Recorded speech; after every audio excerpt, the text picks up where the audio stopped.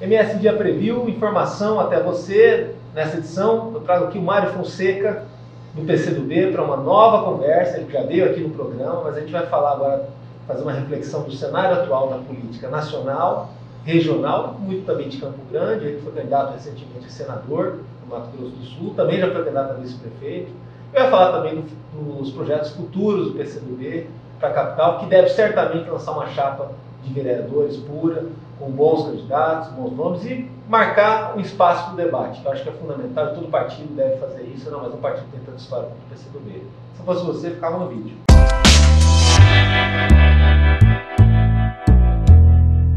Mário, obrigado pela vinda aqui, eu fico muito feliz, você é uma das pessoas que eu tenho mais orgulho de ter trazido aqui no MS Dia, toda essa história que a gente tem aí de pluralidade, de debate, de conversa sobre o Brasil, sobre o Mato Grosso do Sul, sobre empreendedorismo, sobre política.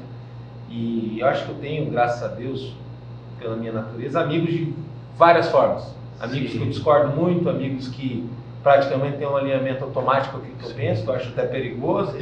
E amigos que eu discordo pouco e reconheci rapidamente que seriam parceiros. E contigo foi assim, foi meio que amor à primeira vista. Você é um cara bacana, é um cara que eu adoro conversar e não seria diferente querer ter você aqui.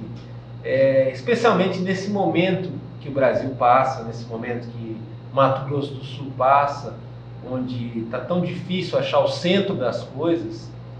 Qual é o futuro de tudo isso? Porque a gente já tem visto assim, o ser humano valer um pouco menos do que ele deveria valer, parece que ele está em segundo plano, e aí talvez isso enfraqueça a ideologia que você tem mais forte para a tua vida e que te levou para o PCdoB e te faz defender a esquerda.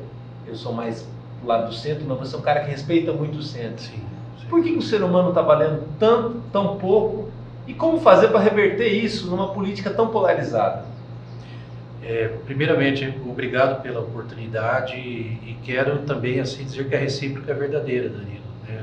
O jornalismo que você pratica assim é um exemplo e nesse momento assim não deixa também de ser uma forma de se pensar, né, em caminhos alternativos a esse momento assim que a civilização não é mais uma questão só de esquerda e direita, né?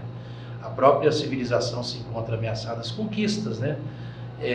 Tudo aquilo que nós formamos nesse Brasil, com todas as suas distorções, desigualdades, o histórico de violência, de exploração, miséria, de colonização, de miséria, de incapacidade, né, das nossas elites de construir um projeto de nação, mas nós construímos uma nação, né? O nosso povo, mesmo uma pequena parte da elite que pensou, né, no Brasil como um país forte e altivo, nós conseguimos chegar até aqui. Tudo isso se encontra ameaçado como nunca esteve, né? Então, de fato, é um momento assim que jornalistas como você assim se fazem cada vez mais necessários, jornalista e cidadão, né? E para onde vamos, né? É muito difícil dizer. Porque, por exemplo, assim, é difícil falar da história com a história acontecendo.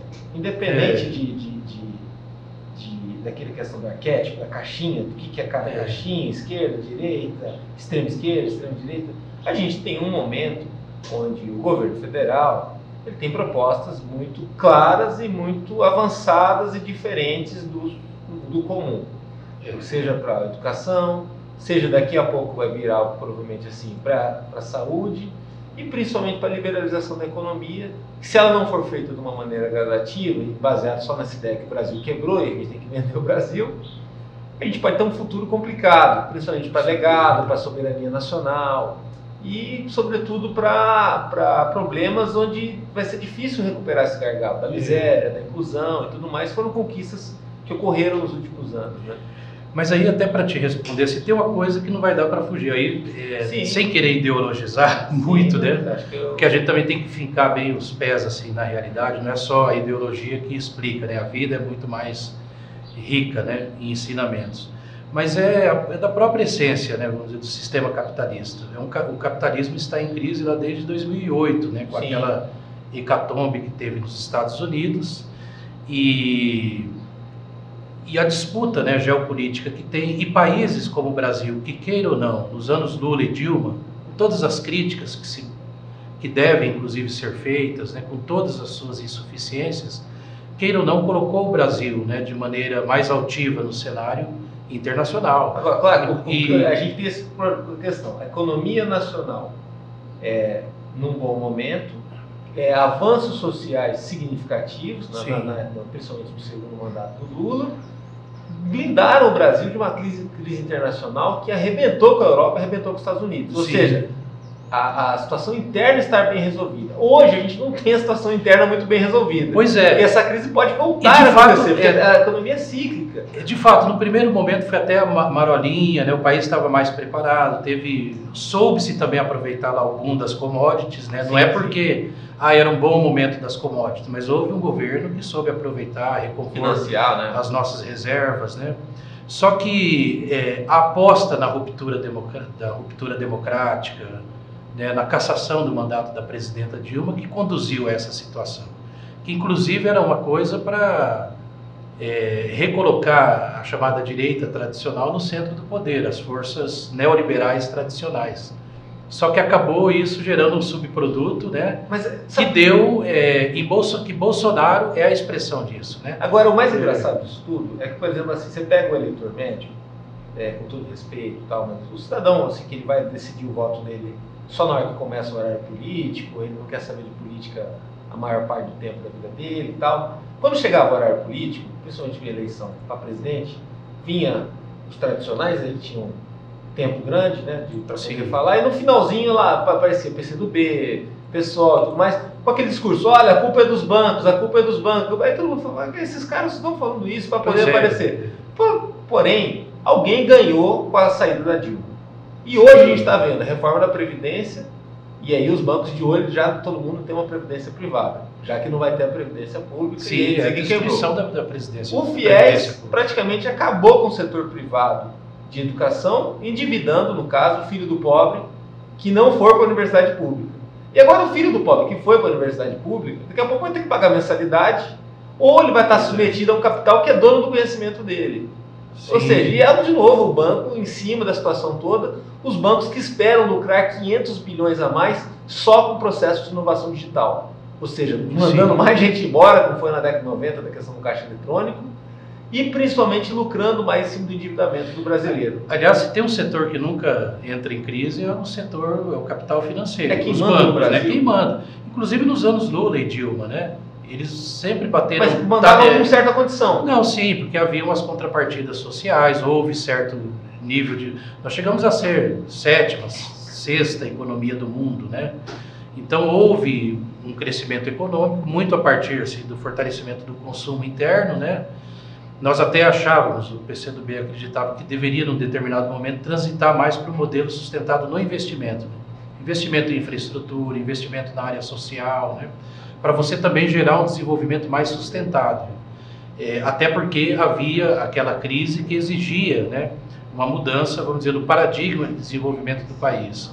Mas, na verdade, esses setores estão aí batendo e continuam batendo recordes de lucros e querem, já vão abocanhar boa parte do orçamento em função daquela PEC do teto dos gastos, sim, porque na verdade congela por 20 anos gastos que são na verdade investimentos, né? Sim. Não é gasto, investimentos sociais, em saúde, educação, assistência social, né? Redução de investimentos em várias áreas, né? Importantes para a sociedade, mas não congela o chamado, que aí é gasto mesmo, né?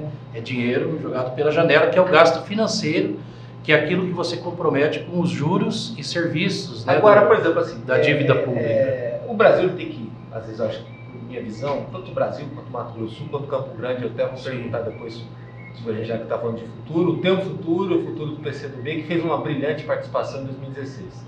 Mas assim, com um tabuleiro parado, quem é pobre, quem é miserável, fica miserável, quem é rico, fica rico, quem é classe média, fica classe média, e não tem ascensão social também, o que para alguns pode até parecer cômodo, mas é péssimo para o filho da classe média e tudo mais, porque ele pode descer de classe social. Sim. Tudo mais. Para os bancos é ótimo, porque isso gera situação de endividamento e a produção estabiliza. A produção estabiliza, o ganho deles é estável também nessa situação toda. É de certa forma uma hipocrisia. O Brasil tem medo do desenvolvimento, ou no caso você acabou de falar da elite.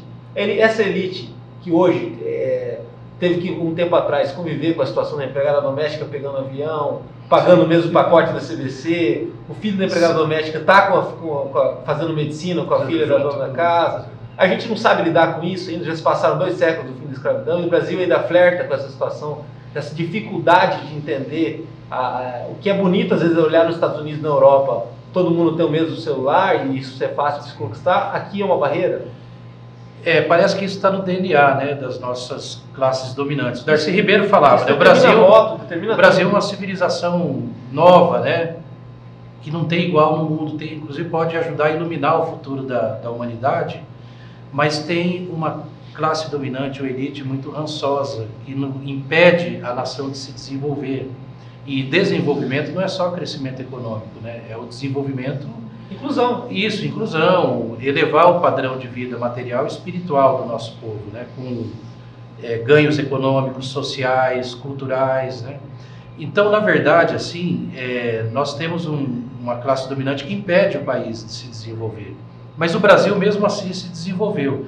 Se pega a partir da Revolução de 30, né, com Getúlio, até o final dos anos 70, quando se esgotou o chamado ciclo nacional desenvolvimentista, o Brasil, com todas as interrupções, golpes, instabilidade política, foi o país do mundo capitalista que mais cresceu. Gerou uma base industrial razoável, um parque científico e tecnológico. Então, assim, por isso que aí quando você pergunta do futuro, eu tenho muita fé no Brasil, no povo brasileiro. Eu acredito que nós vamos superar esse momento difícil. Claro, não é uma coisa que se resolve do dia para a noite. Exigirá também forças políticas, sociais, de pensamento, né? Que o povo também entre em cena quanto a isso, para sairmos desse atoleiro. Mas o Brasil também é um país que busca suas saídas. Então eu penso assim que o Brasil, o destino dele é se desenvolver, mas ele precisa resolver assim essas questões, vamos dizer, esse pacto de mediocridade que existe, né, no nível do nosso poder, né, de uma elite que não aceita, né, que o país se desenvolva com democracia. O Pedro Cardoso até lançou recentemente um livro falando do apreço do brasileiro pelo nazismo, algo assim e tal.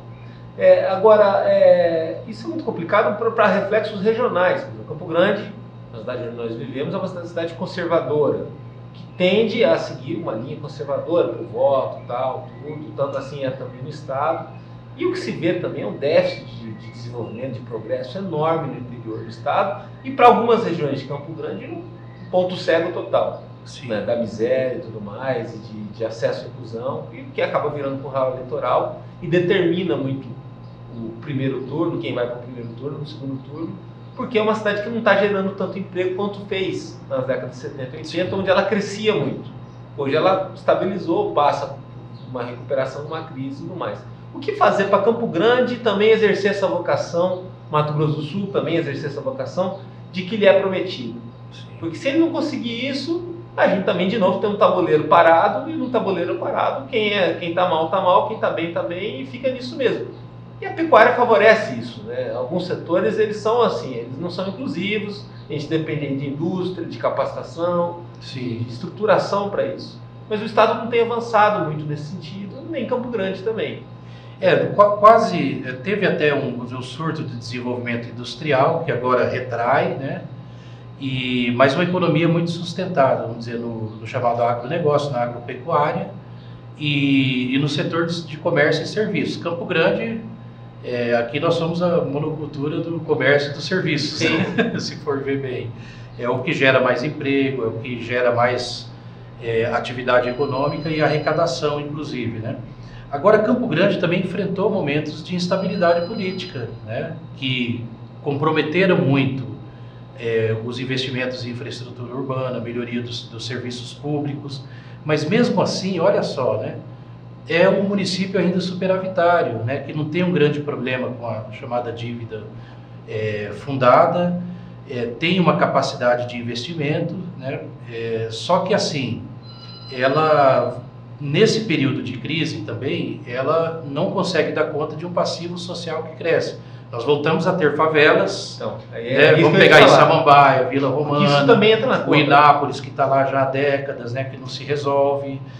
Aqui nós temos 28 mil famílias em situação de miséria, né, na extrema pobreza, Nós temos, assim, uma cidade que tem uma infraestrutura, né, adequada, mas nós temos, assim, uma outra cidade que é carente de desenvolvimento, né, urbano, de asfalto, de esgoto, água até está chegando a quase toda a cidade, emprego, de transporte de qualidade.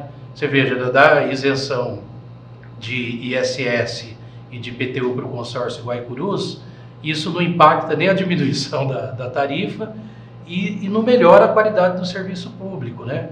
Então, assim, nós temos que pensar também um projeto, temos que ser criativos no momento de crise econômica. E é possível a partir da discussão da questão do município. Por exemplo, nós temos aqui, né, uma outra Campo Grande que pode ser construída, não precisa expandir mais o perímetro urbano, porque isso vai gerar também demanda por serviço público, por infraestrutura, transporte, encarece, né, o custo da cidade.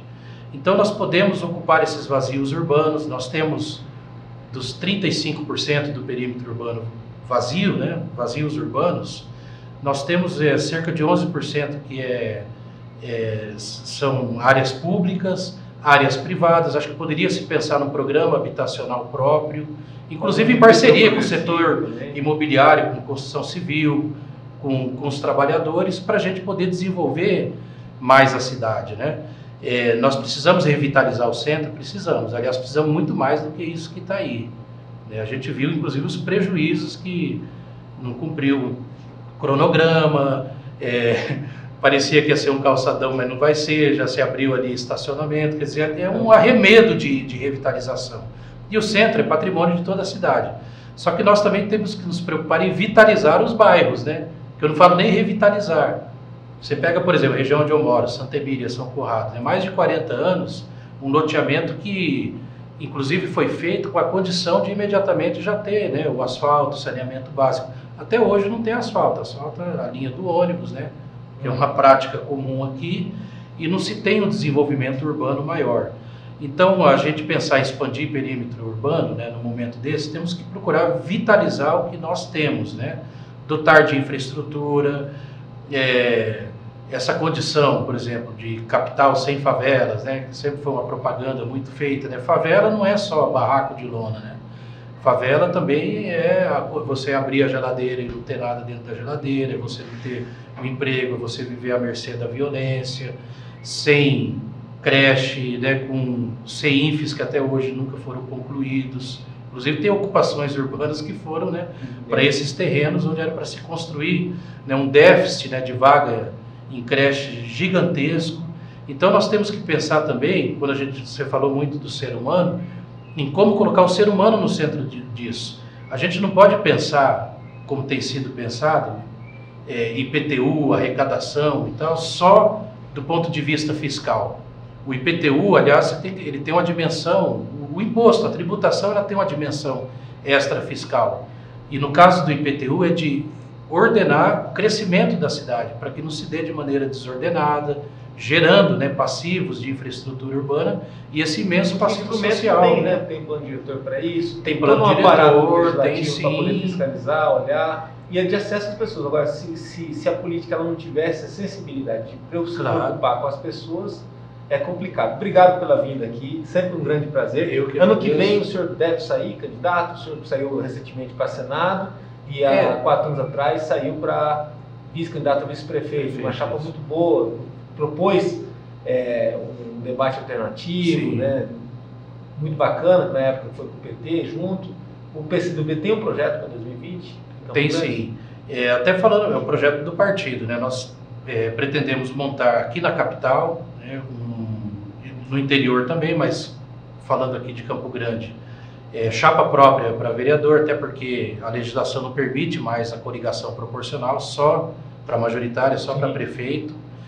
Opinião minha, claro, nós vamos debater isso também junto com a nossa direção municipal e estadual aqui. Talvez seja importante apresentar uma pré-candidatura a prefeito para fazer o debate sobre a cidade, a Campo Grande que nós queremos, né? E pretendemos, assim, colocar também, assim, procurar ir para as comunidades e envolver o povo nessa discussão. Por exemplo, nós vamos votar agora a lei orçamentária anual. Então está lá uma discussão, até a prefeitura pediu 30%, né, de margem para mexer no orçamento sem autorização da Câmara. Parece que estão negociando 15%, é 5% o parâmetro atual. Então, assim, e fica essa discussão só entre prefeitura e Câmara e não tem, assim, a cidadania participativa, inclusive no debate dessas questões orçamentárias e fiscais, né? Então, por isso que talvez seja importante o PCdoB apresentar uma pré-candidatura sem deixar de dialogar caminhos. Porque, caso contrário, nós vamos ter concentração de poder, já se fala aí num acordo entre o atual governador e o atual prefeito, né? Não vamos dizer que também que tudo que é feito é errado, não é isso, né? A gente não pode também partir desse parâmetro de 8 ou 80, né? Mas a verdade é que hoje Campo Grande ela não consegue ter um rumo claro, um projeto de desenvolvimento com metas, né, de médio e longo prazo. Então o desafio de uma candidatura do PCdoB, ou de uma pré-candidatura, é pensar em como também planejar, né, e diminuir os custos, inclusive, de se viver na cidade, principalmente para o cidadão, né, que mora nos bairros. E exemplo tem, né? No Maranhão faz um bom trabalho.